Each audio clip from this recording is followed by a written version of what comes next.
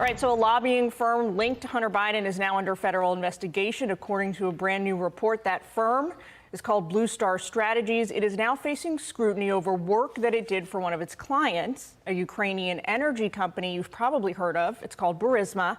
We know that the president's son previously served on its board. So let's bring in Fox News media analyst Howard Kurtz. He's also the host of MediaBuzz. Howie, I guess the big picture question, because a lot of this stuff is complicated in the week, this person's client and that person's client. Do you think the media is doing a fair job of breaking down those details so Americans understand what's going on and understand how this potentially impacts President Biden? Hunter Biden's sort of been off the media radar, but this story was broken by Politico. And what it makes clear, to get beyond the weeds, is that Hunter Biden's foreign deal-making continues to be a major headache for his father's White House. Now, the news here is the grand jury looking into possible illegal lobbying by this firm, Blue Star Strategies, on behalf of the infamous Burisma. The Wall Street Journal, Jillian, had already reported that this company had invoked Hunter Biden's name, trying to get a meeting at the State Department. And again, during that meeting, this is all while Joe Biden was president. Let's be clear, when you lobby the federal government without disclosing that you're being paid by a foreign entity, that's a serious crime. Howie, we keep hearing about FARA. That's the Foreign Agents Registration Act. This would fall under a potential violation of that act. It's important to point out here, though, that there's two investigations ongoing now linked to Hunter Biden. We've got this one, which is the probe by the Department of Justice. Then we've also got the Delaware, I believe it's the Attorney General's office there that is looking into him for potential tax evasion, tax fraud. Is there a link between the two, or they're really on parallel tracks here? Well, it's important to point out on this news story that Hunter Biden, according to Politico, is not the focus of the investigation.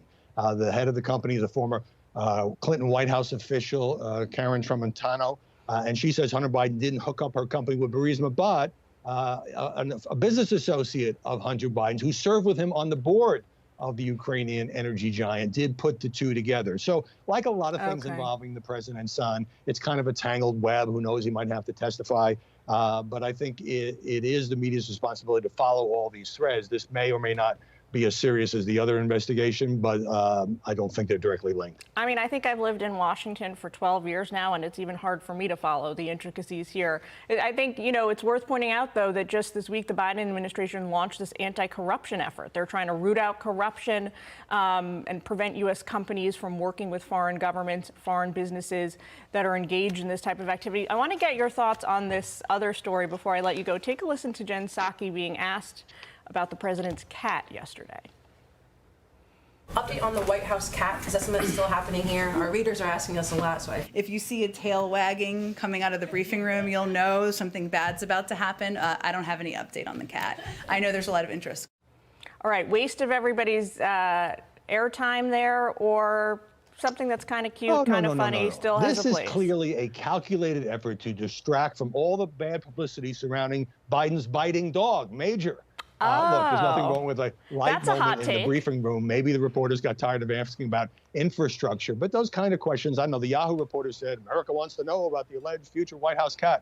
I don't know about that. But I do know that it's kind of like the what flavor of ice cream did you get, Mr. President questions. It adds to the perception of friendliness. Was that catty enough for you? That was pretty good. Bill and I are Team Major, for the record. Thanks so much, Howie. Thank you, Howie. All right. Hi, everyone. I'm Brian Kilmeade. I want you to do me a favor. I want you to click to subscribe to the Fox News YouTube page. This is the only way that I know for sure that you're not going to miss any great commentary, any great news bites, any great interviews coming your way on Fox. You can get it all here on YouTube. So subscribe right now.